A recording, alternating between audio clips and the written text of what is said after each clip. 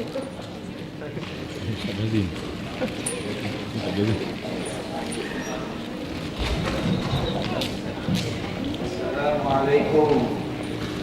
warahmatullahi wabarakatuh. Waalaikumsalam. Assalamualaikum warahmatullahi wabarakatuh. Waalaikumsalam. Allah ganjil, suka perkara yang ganjil. Maka kita 3 kali supaya suasana semakin ceria, dan mudah-mudahan apa yang akan disampaikan nanti memberikan satu cahaya dalam perjalanan kehidupan Ramadan akan datang insyaallah.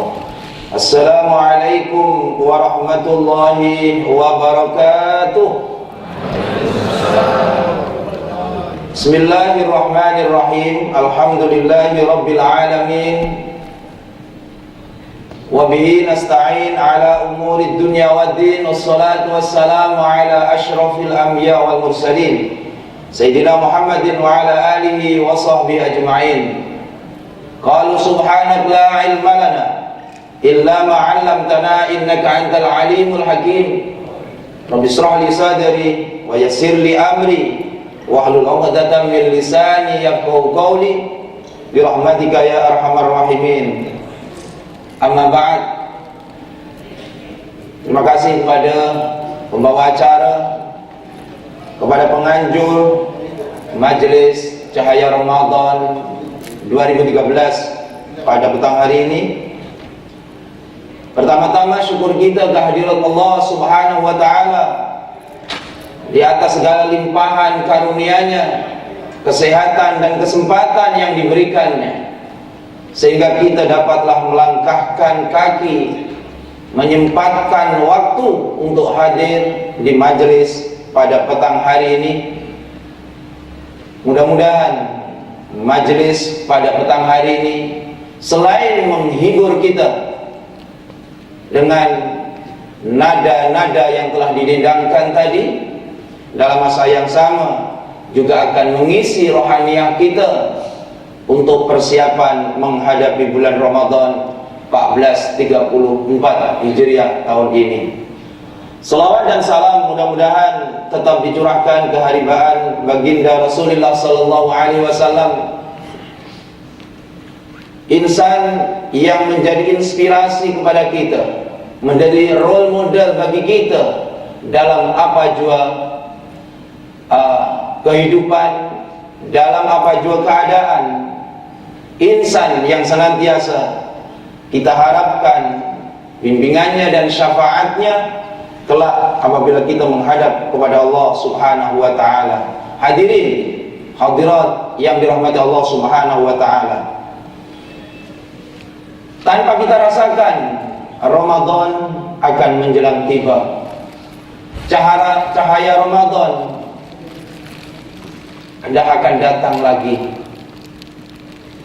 Oleh yang demikian, hadirin hadirat yang dirahmati Allah Subhanahu wa taala, setiap tahun Ramadan datang, setiap tahun Ramadan pergi.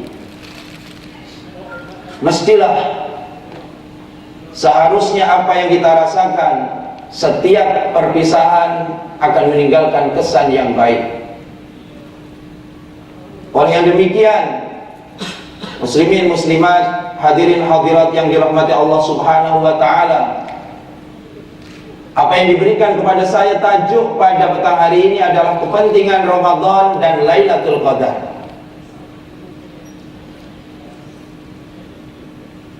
Kita hidup di Singapura yang penuh dengan kesibukan, dengan cabaran, dan juga dengan dugaan yang pastinya 11 bulan perjalanan kita selepas Ramadan akan meletihkan, bukan setakat meletihkan badan kita, bahkan juga meletihkan fikiran kita. Oleh yang demikian, dengan datangnya bulan Ramadan muslimin muslimat yang dirahmati Allah Subhanahu wa taala, adalah satu kesempatan bagi kita untuk meningkatkan stamina kita, meningkatkan kesehatan kita, sama ada kesehatan jasmaniah kita, fisikal kita, dan juga kesehatan rohaniah kita.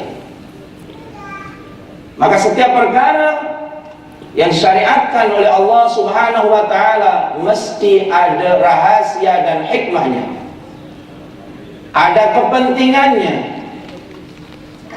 Sama ada kita sadari ataupun tidak, ianya mesti ada kepentingan dan hikmahnya.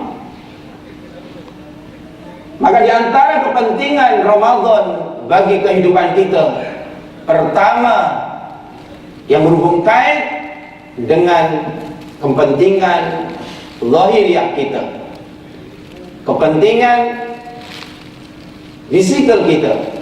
Satu di antaranya, datangnya Ramadan dengan berpuasa di dalamnya akan mendatangkan kesehatan bagi kita. Begitulah yang disabdakan oleh Rasulullah SAW, sumu tasihhu, berpuasalah kamu maka kamu akan sehat. Kalau kita tengok muslimin muslimat yang dirahmati Allah Subhanahu wa taala, kalaulah 11 bulan setiap hari 3 kali makan, bahkan kadang-kadang lebih daripada itu, di mana setiap minggunya kadang-kadang kita mendapatkan jemputan, dan kalau jemputan 3 kali juga lah kita akan makan nasi biryani. Maka kebanyakan akan datanglah penyakit darah tinggi dan lain sebagainya. Oleh yang demikian, dengan datangnya bulan Ramadan, kata Rasulullah SAW, sumu tasihhu, puasalah kamu maka kamu akan sehat. Sebab dengan datangnya bulan Ramadan di mana kita berpuasa di dalamnya, maka pencernakan kita, dalaman perut kita, pencernaan kita akan merasakan satu istirahat. Ya. Kalaulah kita 24 jam kerja tak ada istirahat, maka kita pun akan mengalami keletihan dan kelelahan. Begitu juga perut kita, kalaulah terus menerus tanpa berhenti memproses makanan yang ada di dalamnya, maka juga akan mengalami kegenjotan. Maka itulah, alhamdulillah, dengan datangnya Ramadan, tak mau kita akan berpuasa, maka tak secara langsung ianya akan membawa kepada kesehatan kita. Yang nomor 2, muslimin muslimat yang dirahmati Allah Subhanahu wa taala,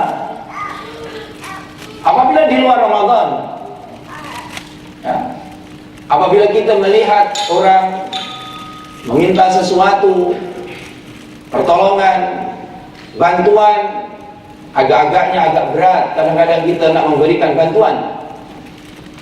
Ya. Namun dengan datangnya bulan Ramadan, apabila kita merasakan sesuatu keperitan, sesuatu kehausan dan kelaparan, walaupun kadang-kadang orang itu hanya memberikan kita hanya 1 biji kurma, kita akan merasakan satu kegembiraan yang luar biasa, akan mengucapkan ribuan terima kasih kepada mereka yang memberi. Itulah pendidikan yang kedua dalam bulan Ramadan.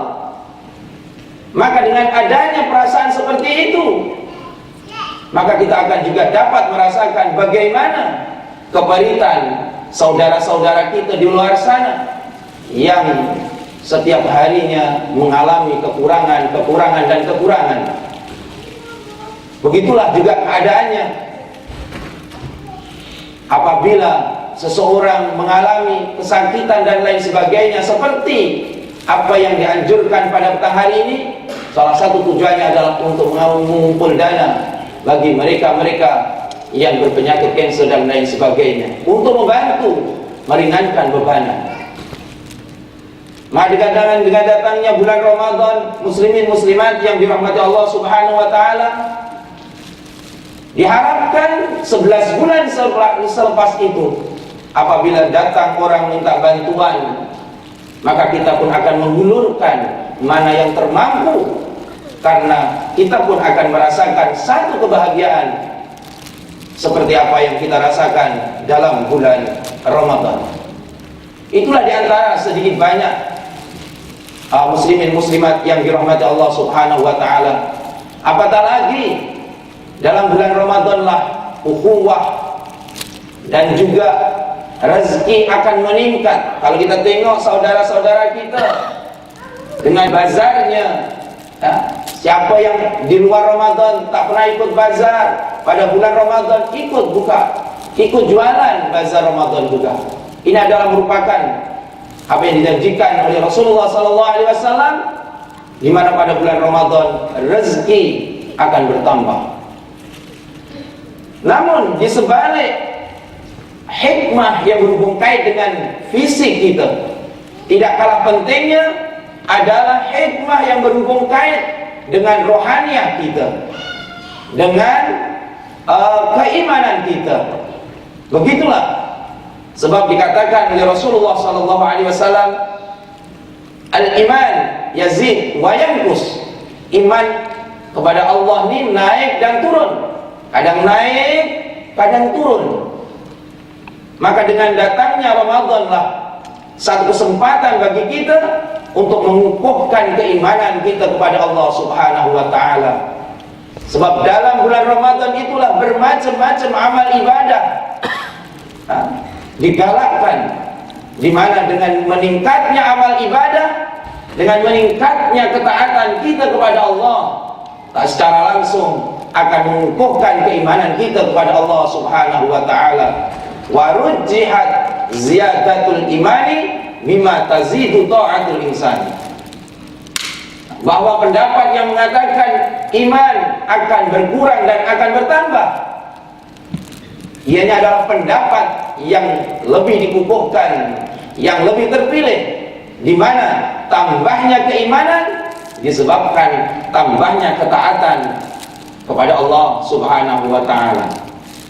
Di mana dengan datangnya bulan Ramadanlah muslimin muslimat yang dirahmati Allah, ketaatan kita akan berlipat ganda. Ya, ketaatan kita akan berlipat ganda. Sesuatu perbuatan yang di luar Ramadan tidak dinilai ibadah, namun di dalam bulan Ramadan dinilai ibadah oleh Allah Subhanahu wa taala. Inilah satu di antara tanda rahmatnya, kasih sayangnya Allah Subhanahu wa taala kepada kita umat Muhammad sallallahu alaihi wasallam. Bahkan dikatakan dalam satu hadis, naumus shaimi ibadatun wa sumtuhu tasbihun wa amaluhu mudha'afun. Tidurnya orang yang berpuasa adalah ibadah. Tidur sahaja beribadah, ya. Tidur siang hari dengan niat supaya kita mampu untuk berjaga malam, untuk menghidupkan malam, maka tidur kita tadi dinilai ibadah oleh Allah Subhanahu wa taala. Wasumtuhu tasbihun, diam, tidak buat apa-apa, tidak cakap apa-apa pun, diam, tak baca Al-Quran, tak berzikir, tak berwirid, tak membaca buku pelajaran, itu pun tidak dinilai ibadah. Wasumtuhu tasbihun. Namun yang paling kita harapkan lagi, wa amaluhu mudha'afun. Amal orang yang berpuasa dilipat gandakan oleh Allah Subhanahu wa ta'ala. Maka itulah salah satu hikmah Ramadan adalah bulan untuk melipat gandakan pahala, bulan untuk menambahkan pahala kita kepada Allah Subhanahu wa ta'ala. Di mana amal ibadah yang sunnah pada bulan Ramadan mendapatkan pahala seperti pahala wajib di luar Ramadan. Kalaulah kita ikut sholat taraweh, sama ada sholat taraweh yang 20 rakaat ataupun 8 rakaat, maka ibaratnya kita seperti sholat 20 rakaat yang wajib di luar Ramadan. Pahalanya sama dengan kita melaksanakan ibadah yang wajib di luar Ramadan.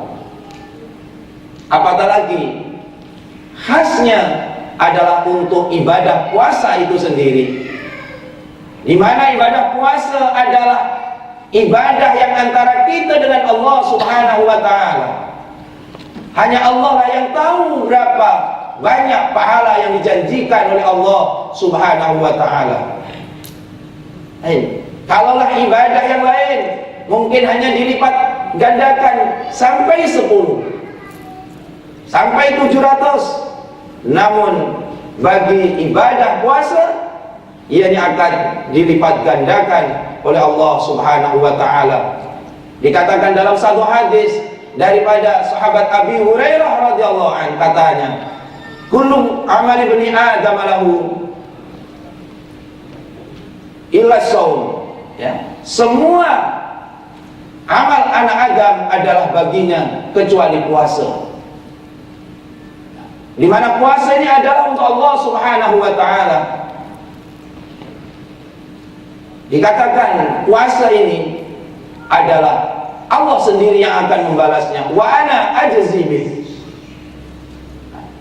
Kalaulah kebaikan-kebaikan yang lain, yudha'aful hasanah bi asyri amsalihha ila 700 dhi'fin, kebaikan-kebaikan akan dilipat gandakan oleh Allah Subhanahu wa ta'ala sampai 10 kali lipat, sehinggalah 700. Nah, begitulah gambarannya muslimin muslimat. Kalaulah kita melakukan satu kebaikan, Allah kasih pahala 10. Hal ini berdasarkan sholat yang kita laksanakan. Walaupun sholat itu 5 waktu sehari semalam, namun pahalanya sama dengan sholat 50 waktu di awal, di mana sholat itu diwajibkan oleh Allah kepada Rasulullah saat perjalanan Mi'raj menghadap Allah Subhanahu wa ta'ala. Jadi satu kebaikan adalah 10 pahala yang dijanjikan.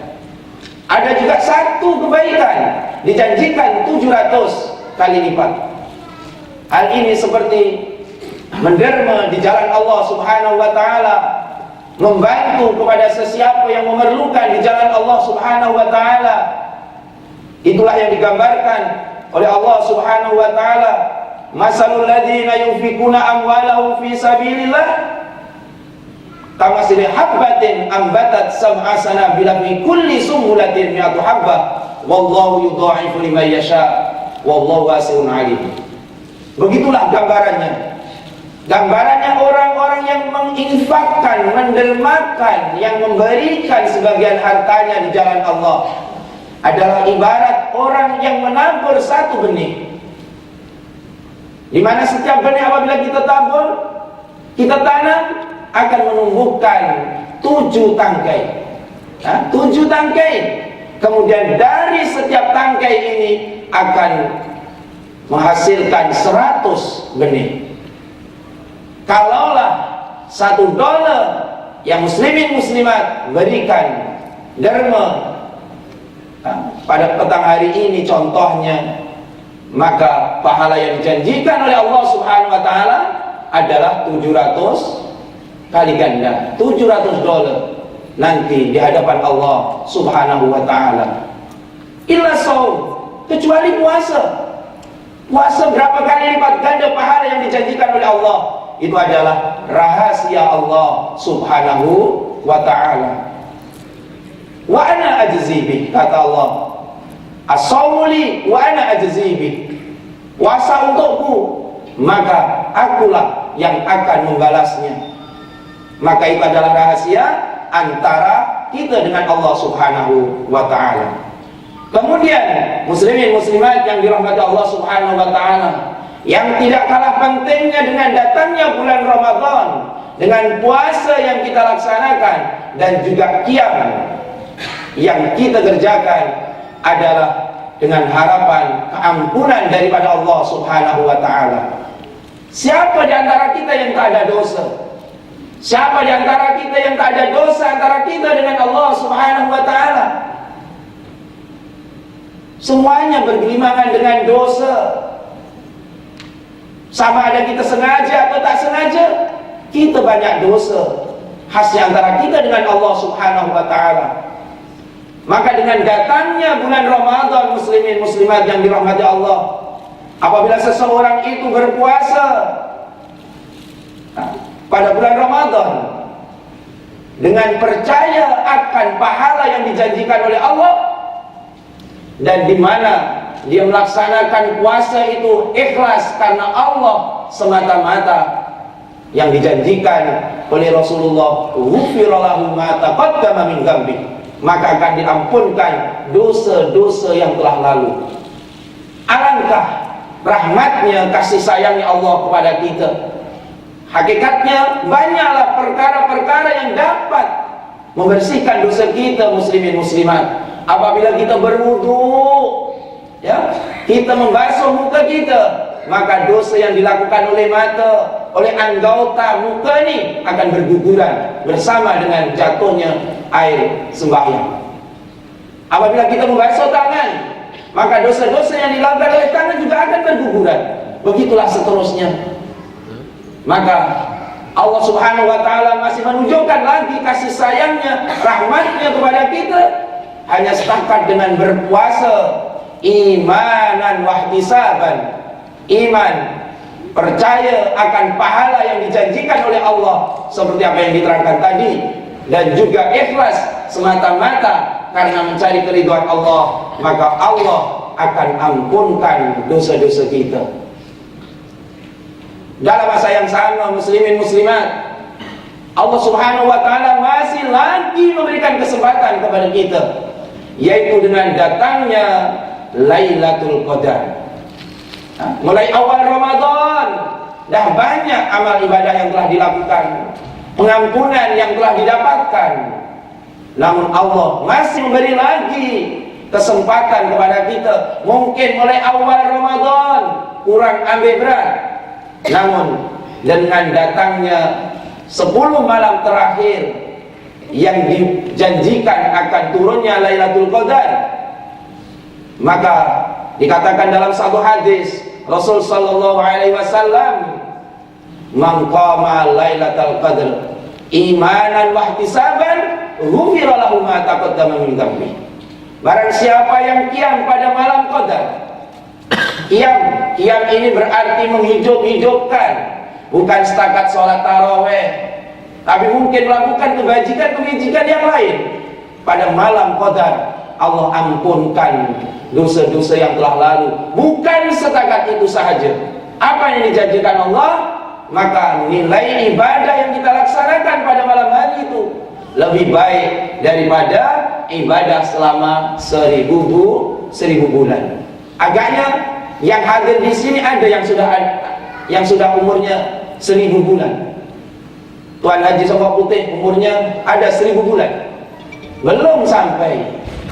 Ya, ini adalah merupakan satu nikmat karunia Allah Subhanahu wa ta'ala. Walaupun kita umat Muhammad umurnya pendek, mungkin rata-rata dikatakan 60 hingga 70 tahun, tapi pahalanya kalaulah betul-betul kita buat akan melebihi pahalanya umat-umat Nabi yang dahulu yang umurnya 600 tahun, 700 tahun, bahkan ada yang umurnya 1000 tahun.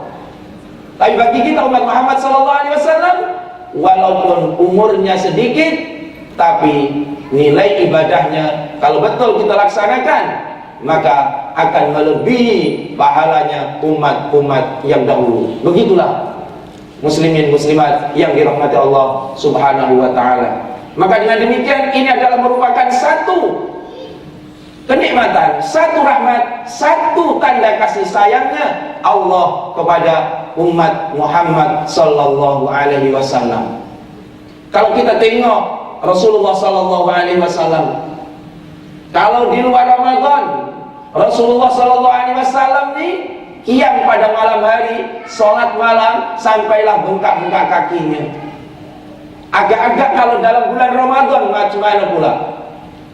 Dikatakan oleh Sayyidah Aisyah radhiyallahu anha qalat, kana Rasul sallallahu alaihi wasallam yajtaidu fi Ramadan ma la yajtaidu fi ghairi, wa fil ashril awakhir ma la yajtaidu fi ghairi, rawahu Muslim. Dikatakan adalah Rasul sallallahu alaihi wasallam akan bersungguh-sungguh melaksanakan ibadah pada bulan Ramadan lebih daripada yang dia laksanakan di luar Ramadan. Ya, kalau di luar Ramadan Rasulullah begitulah ibadahnya hebat, maka apabila Ramadan semakin hebat. Namun apabila datang 10 malam terakhir, Rasulullah lagi hebat, akan lebih bersungguh-sungguh lagi dalam melaksanakan ibadah pada 10 malam terakhir. Maka itulah apabila datang 10 malam terakhir, macam-macam cobaan dan cabaran, ya, Allah Subhanahu wa ta'ala mempersiapkan 10 malam terakhir supaya kita mencari bonus yang paling istimewa, bonus Lailatul Qadar. Tapi jarang-jarang orang yang bersungguh-sungguh. Kalau tadi kumpulan yang kedua tuh yang menyanyikan 1000 bulan, 1000 bulan Lailatul Qadar adalah malam yang indah, malam yang istimewa. Tapi keindahan dan keistimewaan itu tidak semuanya mendapatkan. Hanya mereka-mereka yang bersungguh-sungguh yang akan mendapatkan. Oleh yang demikian, muslimin muslimat yang dirahmati Allah Subhanahu wa ta'ala, apabila masuk bulan Rajab, ya, imam-imam akan berdoa, Allahumma barik lana fi Rajab wa Sya'ban wa balighna Ramadan. Ya Allah, berkatilah kami pada bulan Rajab dalam bulan Sya'ban, dan sampaikanlah kami, pertemukanlah kami dengan bulan Ramadan. Kemudian apabila sampai pada bulan Ramadan, barikillahumma lana fi syahri Ramadan, berkatilah kami pada bulan Ramadan ini ya Allah, sebab banyak kebaikan-kebaikan yang Allah janjikan. Maka kalau kita tidak diberikan pertolongan oleh Allah, maka berkah yang ada pada bulan Ramadan tak akan kita dapatkan. Maka pada suatu saat Rasul sallallahu alaihi wasallam naik mimbar, menyampaikan khutbah muslimin muslimat, Rasulullah mengucapkan amin. Naik satu tingkat lagi, Rasulullah mengucapkan amin. Ke tingkat yang ketiga, Rasulullah juga mengucapkan amin. Sebab tangga apa namanya, mihrab Rasul ini hanya 3 tangga aja, rendah aja. Mihrab Rasul itu hanya 3 tangga. Jadi tangga yang pertama, menginjakkan kaki ke tangga yang pertama, Rasulullah mengatakan amin. Begitu juga menginjakkan ke tangga yang kedua, Rasulullah mengucapkan amin. Dan ke tangga yang ketiga, Rasulullah pun mengucapkan amin. Kemudian apabila habis sholat, maka sahabat pun bertanya, wahai Rasulullah, tadi saya dengar Rasulullah mengucapkan amin, sedangkan di sini tak ada sesiapa. Begitulah hebatnya jamaah yang dirahmati Allah. Sahabat apabila melihat sesuatu yang lain apa yang dilakukan oleh Rasulullah, mereka ingin tahu, ingin tahu apa yang terjadi. Maka Rasul pun menceritakan, saat aku melangkahkan kaki ke tangga yang pertama, Jibril mengatakan, yang bermaksud celaka bagi orang yang dipertemukan dengan bulan Ramadan namun dia tidak diampunkan oleh Allah Subhanahu wa ta'ala.